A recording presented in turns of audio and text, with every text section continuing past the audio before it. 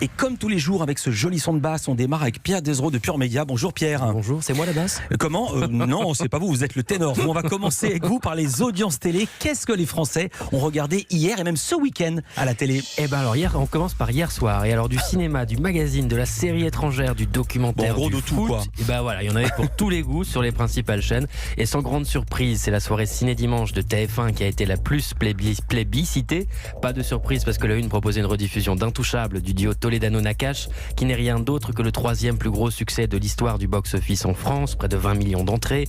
Et hier, ce sont encore 6 400 000 Français qui ont passé la soirée avec Omar Sy et François Cluzet. Ça représente 30% du public et c'est un très gros carton. La deuxième place, très loin derrière, revient à France 3 avec de nouveaux épisodes de la série policière canadienne, Les Enquêtes de Murdoch. 2 600 000 fidèles étaient au rendez-vous des deux épisodes inédits de la soirée, 11,3% de part d'audience. Et qui est troisième?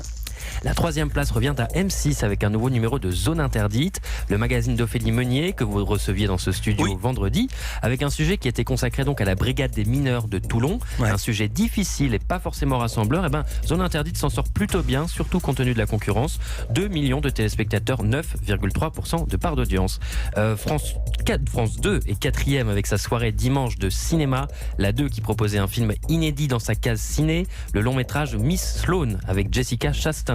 1 900 000 cinéphiles ont suivi ce thriller de John Madden, 8,8% du public. Enfin, du côté des autres chaînes, très bon score à vous signaler pour le documentaire La farce cachée des raviolis sur France 5. Je veux dire pourquoi je souris, parce que j'ai regardé le début, c'était tellement dégoûtant que j'ai changé de chaîne. Je peux vous dire, plus jamais on achètera une boîte de raviolis en boîte. C'était dégoûtant, mais l'audience était très appétissante. 1 300 000 téléspectateurs pour France 5, 5,4% du public. Mais quand je dis ça, c'est un compliment, c'est-à-dire que c'était très très bien fait.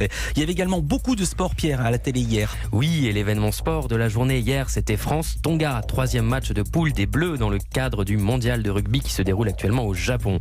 La rencontre qui s'est soldée par une victoire laborieuse du 15 de France a de nouveau permis à TF1 d'enregistrer un excellent score. Diffusé à 9h35, ce match a été suivi par 5 200 000 supporters, ce qui représente 54,4% du public. Dis donc plus de la moitié. Exactement, c'est astronomique. Et dans un tout autre style, il y avait de l'équitation au programme sur M6 hier après-midi. La 6 qui proposait une retransmission du prestigieux Qatar Prix de l'Arc de Triomphe. C'est la première fois que la chaîne diffusait une course hippique, dont elle a tout récemment récupéré les droits. Et 684 000 amateurs d'équidés étaient au rendez-vous, 6,2% du public. Et les amateurs d'équidés que je salue. Exactement. Enfin, hier soir à 21h, c'était le traditionnel rendez-vous de fin de week-end des fans de ballon rond.